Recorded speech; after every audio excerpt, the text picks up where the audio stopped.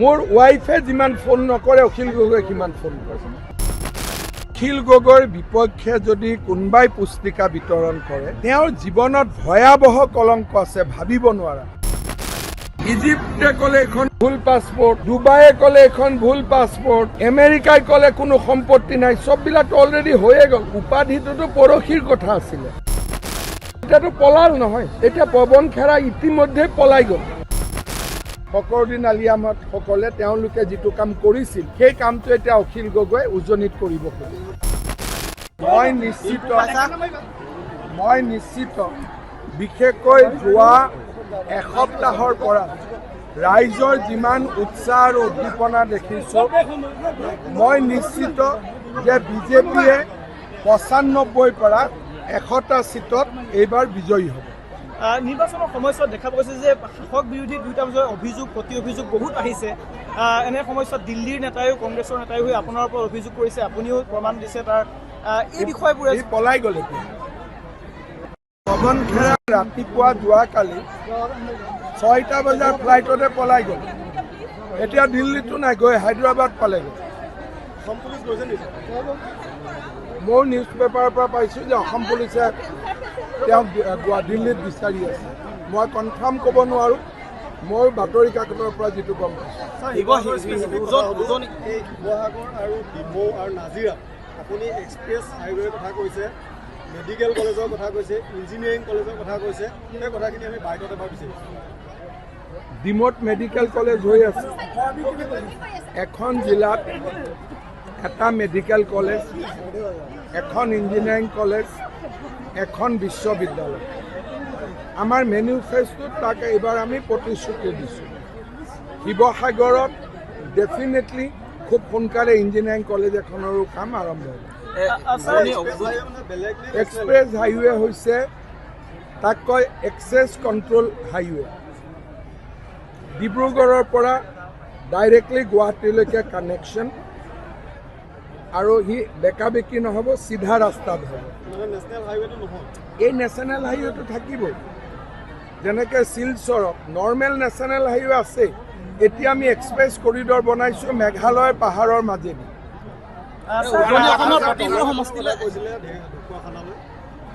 নৱদলে আৰু আমি গোটেইসকলে লাগি আছোঁ যে টেকেলি ফুটা দিচাংমুখ হৈ পেলাই আমি ঢকুৱাখানাক শিৱসাগৰৰ পৰা সংযোগ কৰিব লাগে। মই ক'লোঁ না, যি দলং লাগে এইবিলাকতো সৰু চৰকাৰে, ৰাজ্য চৰকাৰে কৰিব পৰা। মই যিবোৰ প্ৰজেক্টৰ কথা কৈ আছোঁ এইবোৰ থাউজেণ্ডছ অফ ক্ৰ'ৰ।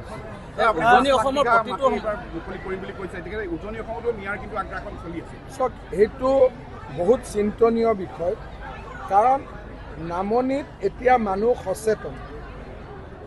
অকণমান যি মাটি ৰখি গৈছে, লাহে লাহে নামনিত মানুহে এটা প্ৰতিৰোধ এটা গঢ়ি তুলিছে। বিক্ৰী কৰা কমাই দিছে, মাটি দিয়া বান কৰিছে, আৰু বহুতে চাকৰি বাকৰি পাই আগতে বিক্ৰী কৰা মাটি তেওঁলোকে আকৌ ঘূৰাই কিনি লৈছে।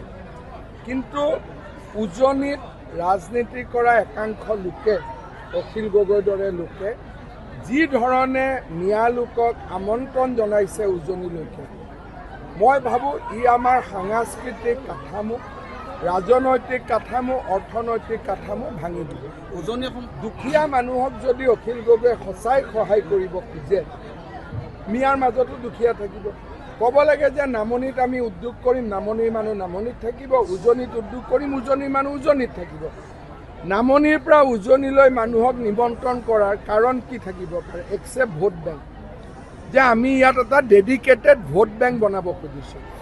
মই যদি অখিল গগৈ জেগাত থাকিলোহেঁতেন, যদি মই ক'লোহেঁতেন সকলো মিয়া বাংলাদেশী নহয়, তেতিয়াও মই মিয়াক উজনিত নামাতোঁ। মই কি কৰিম?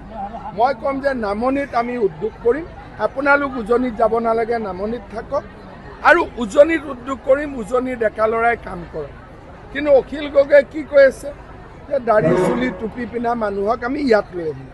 তাৰমানে উদ্দেশ্য কৰ্ম সংস্থাপন নহয়, উদ্দেশ্য এটা ভোট বেংক তৈয়াৰী কৰা, যে শিৱসাগৰত ২০,০০০, ডিমৌত ২০,০০০, নাজিৰাত ২০,০০০, যাতে ৰাজনীতি চলি থাকে। ইয়াত কোনো অৰ্থনীতি আৰু মানৱ নীতি জড়িত নাই। এইটো এটা পিয়'ৰ পলিটিকেল উদ্দেশ্য, যিটো আগতে ফখৰুদ্দিন আলি আহমদসকলে তেওঁলোকে যিটো কাম কৰিছিল, সেই কামটো এতিয়া অখিল গগৈয়ে উজনিত কৰিব খোজে। আপোনালোকে কি বুজে প্ৰথম এইটো চাব লাগিব। ডিব্ৰুগড়, তিনিচুকীয়া, গোলাঘাটততো আমাৰ কোনো প্ৰত্যাহ্বানেই নাই। আমিতো গোটেইকেইখন চিট আগতেও পাওঁ, এতিয়াও পাওঁ। সমস্যা আছে আমাৰ অলপ যোৰহাট লোকসভাত। যোৰহাট লোকসভাত প্ৰত্যেকবাৰে আমাৰ 50-50 হয়। আমি 4খন পাওঁ, কেতিয়াবা কংগ্ৰেছে 6 পায়, কেতিয়াবা আমি 5 পাওঁ, কংগ্ৰেছে 5 পায়। গতিকে সেই 4-5খন চিটতে যি উজনি বুলি ক'লে কাক বুজাই প্ৰথম এইটো কথা আপোনালোকে বুজিব লাগিব। কেতিয়াবা মোকো মানে উজনিত কি হ'ব, কুৱেশ্যনটো উজনিত হ'ব নালাগে, কুৱেশ্যনটো হ'ব লাগে যোৰহাট লোকসভাত কি হ'ব। তাৰেতো বাকীবিলাকটোতো এইবিলাক বিজেপিয়েতো যুগ যুগৰ পৰা বাকী উজনিৰ চিট পায়ে আহি আছে। ডিব্ৰুগড়, তিনিচুকীয়াক লৈ সমস্যা কেতিয়া হৈছে, গোলাঘাটক লৈ সমস্যা কেতিয়া হৈছে, লখিমপুৰ, ধেমাজিক লৈ সমস্যা কেতিয়া হৈছে, প্ৰশ্নটো কৰিব লাগে। ছাৰ, যোৰহাটত বিশেষকৈ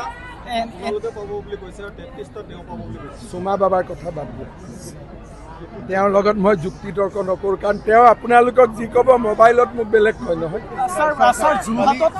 মোৰ যদি মোবাইলটো মই আপোনালোকক এৰি দিওঁ, মোৰ ৱাইফে যিমান ফোন নকৰে অখিল গগৈয়ে সিমান ফোন কৰে। কালি পুস্তিকা বিতৰণ কৰিছে বিপক্ষে, কি কাক পুস্তিকা এখন বিতৰণ কৰিছে কালিৰ পৰা। অখিল গগৈৰ বিপক্ষে যদি কোনোবাই পুস্তিকা বিতৰণ কৰে, তেওঁৰ জীৱনত ভয়াৱহ কলংক আছে, ভাবিব নোৱাৰা। কিন্তু আমি লাজ পাওঁ কাৰণে আৰু এভিডেন্স জীয়াই আছে। আজি যদি মই ৰাজনীতি কৰিব খুজিলোহেঁতেন, এভিডেন্স দুটা জীয়াই আছে, মই ইমিডিয়েটলি ৰাইজৰ আগত লৈ আহিব পাৰোঁ। কিন্তু দুজন মানুহ বা দুজন ব্যক্তিৰ জীৱন ধ্বংস হৈ যাব পাৰে বুলিয়েতো আমি এইবিলাকত নানামো। কুশল দুৱৰী ভাল বেয়া সেই পৰীক্ষাটোতো অখিল গগৈয়ে নকৰে। থাউৰাত তেওঁ দুবাৰ MLA হ'ল নে নাই? তাৰমানে ইনডাইৰেক্টলি অখিল গগৈয়ে কৈছে যে থাউৰাৰ গোটেই মানুহ বেয়া। তেওঁ কি বুজাই আছে? কুশল দুৱৰীটো আজি প্ৰথম ইলেকশ্যন খেলা নাই, তেওঁতো ভেটাৰেন হৈ গ'ল ইলেকশ্যন খেলি। তাৰমানে থাউৰাৰ ৰাইজে ভুল কাম কৰিলে এইটো ক'ব খুজি আছে। আৰু এনেকুৱা ধৰণৰ কথা কোৱাটো ৰাজহুৱাভাৱে শুদ্ধ নহয়। প্ৰাৰ্থীৰ ওপৰত ব্যক্তিগত ওপৰত কিবা আছে, তেওঁ 5 বছৰ MLA আছিল, এবাৰতো বিধানসভাত প্ৰশ্ন সুধিব লাগিছিল, আজিলৈকেতো সোধা নাই। কোৰ্টত এখনতো PIL কৰিব লাগিছিল, আজিলৈকেতো কৰা নাই। তাৰমানে মোৰ এগেইনষ্টত ইলেকশ্যন নেখেলিলে কুশল দুৱৰী ভাল, ইলেকশ্যন খেলিলে কুশল দুৱৰী বেয়া, ইমানেই নহয় জানো? মাননীয় মুখাৰ্জী নহয়, আজি ভুল হৈ গ'ল, গোটেই কাগজেই ভুল, ওপৰটো সৰু কথা। ইজিপ্তে ক'লে এখন ভুল পাছপোৰ্ট, ডুবাইয়ে ক'লে এখন ভুল পাছপোৰ্ট, আমেৰিকাই ক'লে কোনো সম্পত্তি নাই, চববিলাক অলৰেডি হৈয়ে গ'ল। উপাধিটোতো পৰহিৰ কথা আছিলে ইনিচিয়েল, এতিয়াতো ব্ৰহ্মপুত্ৰৰ ওপৰেদি আৰু বহুত পানী বাগৰি গ'ল। এতিয়াতো পলাল নহয়, এতিয়া পৱন খেৰা ইতিমধ্যে পলাই গ'ল। পৰহিলৈকে কৈছিল মোক এৰেষ্ট কৰক সাহস আছে যদি, এইটো পলাই গ'ল। মাথা বেয়া আছে। ছাৰ, যোৰহাট, টিয়ক আৰু মৰিয়নি এইকেইটা আপোনাৰ কাৰণে প্ৰত্যাহ্বান আছে। মই আগতে কৈছোঁ যে যোৰহাট লোকসভাত বিজেপিয়ে পৰম্পৰাগতভাৱে 50% চিট পাই আছে, 50% পোৱা নাই। ডিব্ৰুগড়, তিনিচুকীয়া, গোলাঘাটত আমি 100% পাওঁ। যোৰহাট লোকসভাত যিকোনো কাৰণতে নহওক কিয় 16টো আমি 50%, 21টো 50%। সেইকাৰণে আমাৰ ভাল মানুহক টিকট দিছোঁ, এইবাৰ যাতে 100%ত যাব পাৰে।